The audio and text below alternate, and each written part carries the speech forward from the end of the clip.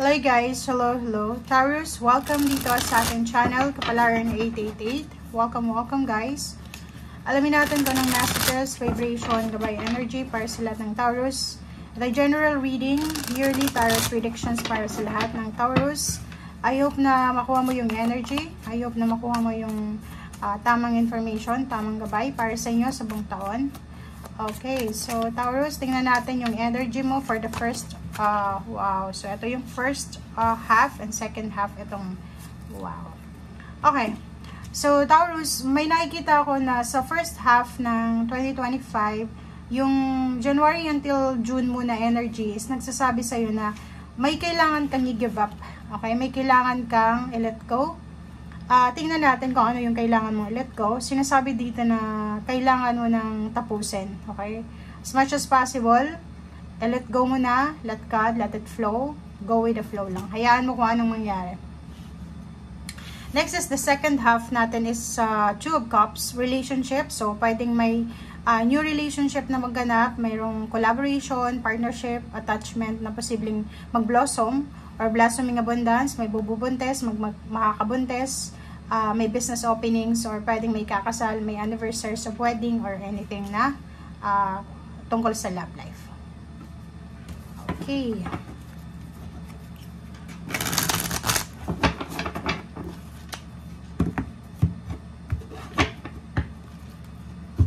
Okay, Taurus. So, January natin is Queen of Cups, Eight of Wands, February. March is the Hermit, and then Emperor, April. Okay, May is Knight of Wands, and then June is Reverse na Strength. Okay. So, kung makikita mo dito, etong Five of Swords is posibleng tungkol to dito sa June. Okay? Hindi siya sa lahat. Okay? Kasi kung makikita mo, good news ito. Yung January mo, nakikita natin na peaceful. Sobrang at peace ka dito, Taurus. Parang nakikita ko sa'yo dito na wala kang masyadong stress. Yung iniisip mong solusyon ay posibleng nasa iyo na. Parang ganun. Harmonious, peaceful, yung buwan na to para sa'yo. Wala namang masyadong issue na nakikita tayo dito. Yung flow ng water, yung energy dito is kalmado. Walang bagyo sa buhay mo. Parang ganun. And nakikita ko na hawak mo yung cup, so pwedeng kaya mong i-manage ang buwan na to. Okay? Pagdating naman ng February, may good news ka na posibleng matanggap. It's a good news, letters, emails, chat, information, transportation, communication, or any types ng posibleng movement and progress. So, kung ano man to, it's a good news, or kung ano man yan matatanggap mo. Pagdating naman ng March is the Hermit. Yung the Hermit natin is siguro tungkol ito sa balita na matatanggap mo ng February. Pagdating ng March, hindi ka basta-basta gagawa ng desisyon, hindi ka basta-basta parang action, kasi kailangan mong pag-isipan, kailangan mong mag-meditate, mag-contemplate, kailangan mong hanapin yung pros and cons, kailangan mong timbangin yung sitwasyon, hanapin mo yung liwanag, yung tamang direksyon.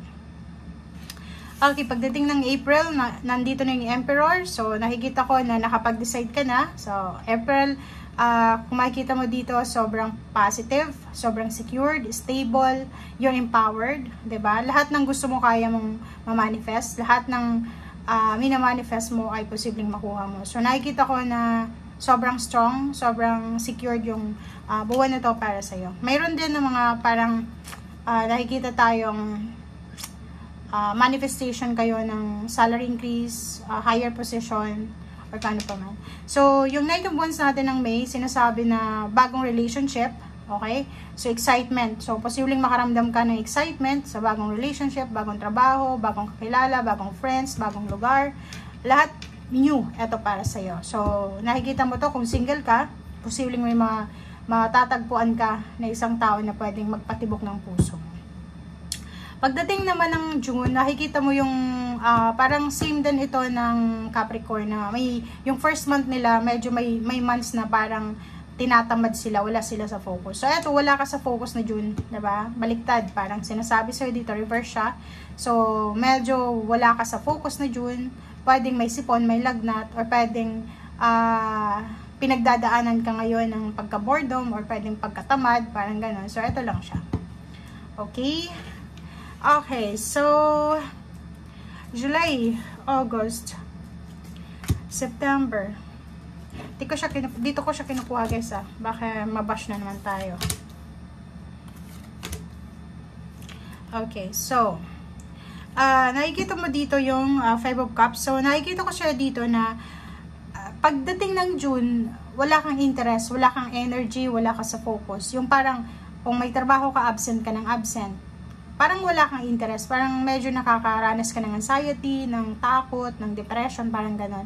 And pag hihinayangan mo yung mga nangyari dito pagdating ng July. Kasi pagdating ng July, siguro wala kang sasahurin kasi palagi kang absent or yung marami kang trabaho na kailangan tapusin kasi June masyado kang malungkot or pwedeng nagpapahinga ka or wala ka sa focus.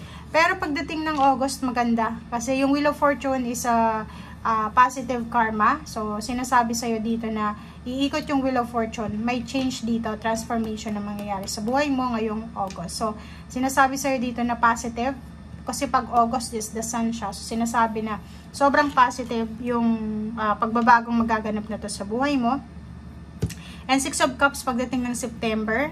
Relationship, maraming relationship na pwedeng bumalik sa'yo, mga ex or pwedeng kaibigan, relatives na may mga misunderstanding, posibleng mag-usap-usap sila. And pagdating ng October, nakafocus ka sa trabaho. Pwedeng September, bumalik ka sa dati mong pinagtatrabahuhan, or pwedeng sa business, and then pagdating ng October, nakafocus ka 100% dyan sa trabahong yan. Okay? And pagdating naman ng November, Knight of Swords, nakikita natin dito yung mabilis na action, mabilis na decision, mabilis na mga happening sa buhay mo.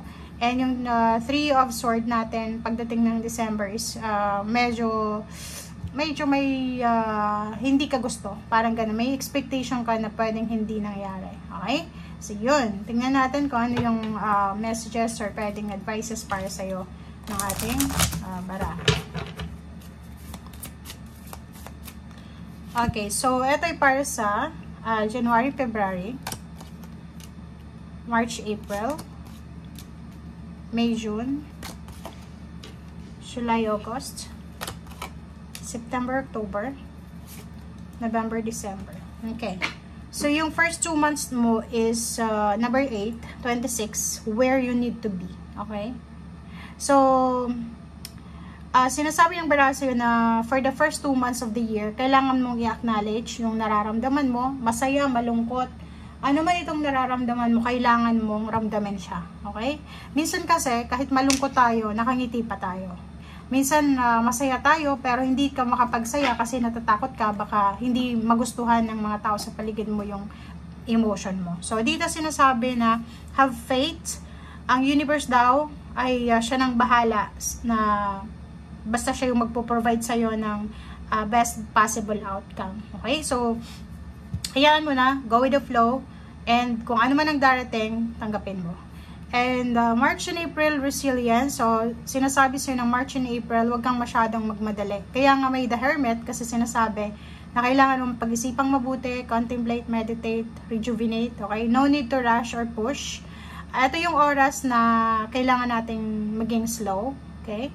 You have the determination kasi merong the Emperor. You have the determination and patience to handle what is happening. Pero, huwag mong gamitin yun para i-push ng i-push. Kasi, sinasabi sa'yo dito, hindi mo dapat apwersahin yung mga bagay-bagay. Ngayong 2 months na to, it's March and April.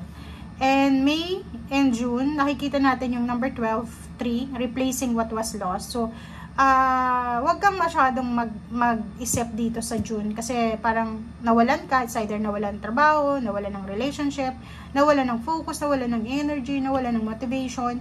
Dito sinasabi, you now have the opportunity to rejuvenate and start new. You have the opportunity to replace kung ano yung nawala sa'yo. Kailangan mo lang ng bagong perspective, sorry. Kailangan mo lang ng bagong perspective, kailangan mo lang ng bagong goal, kailangan mo lang ng bagong motivation para mag-motivate ka or maging determinado ka talaga. And eto, nagsasabi sa'yo na may abundance na parating sa buhay mo. And July and August, shedding the old, 38, 8, 9, 10, 11 is manifestation. So, isang pagbabago, kasi same din dito diba? So, etong Wheel of Fortune and etong 38 is same yung message na sinasabi na there is change, okay? Your way coming, diba? May parating kasi Wheel of Fortune, iikot siya. So, sinasabi na brace yourself, ihanda mo yung sarili para sa adventure na to. It's either new projects, new relationship, new place of work, new career. Okay, and next naman natin is September and October. September and October is number 25, 7, breakthrough to new dimensions. Okay, wow. So, nakikita mo dito yung new beginnings is on the horizon. Okay? So, maraming mga innovative energies, ideas ka na maiisip na pwede mong simulan ngayon. Nandito yung 6 of Cups. So, sinasabi sir dito na as much as possible, much better na simulan mo na yung bago kaysa sa mag-stay ka sa luma. Parang ganun. Diba? Like, sa mga old habits mo, old ways, siguro it's time para i-let go na siya and then move on, start new. Okay? And yung November and December is number 23, 5, distinctive potential. Okay? So, rely on your faith and knowledge. Okay? Parang faith natin to. Kailangan mong maging faithful sa sarili mo, okay, sa Panginoon. Nothing is impossible. Okay? Gamitin mo yung determination mo para tuloy-tuloy yung ginagawa mo. Kasi kung makikita mo dito, may 3 of Swords na medyo heartbroken, disappointed yung iba sa inyo. Kaya sinasabi sa'yo dito na huwag kang masyadong nag-focus kung ano yung wala sa'yo sa ngayon or kung ano yung negative na nararamdaman mo kasi walang imposible. Okay? Gamitin mo yung determinasyon mo, gamitin mo itong pagiging heartbroken mo, itong pain and heartaches na to para ma-realize mo kung ano talaga ang purpose mo dito sa mundo, or gamitin mo yan para ma-motivate ka, or yun, para makaalis ka dyan sa anong klaseng sitwasyon na yan. Okay? Thank you guys for watching and see you again. Bye!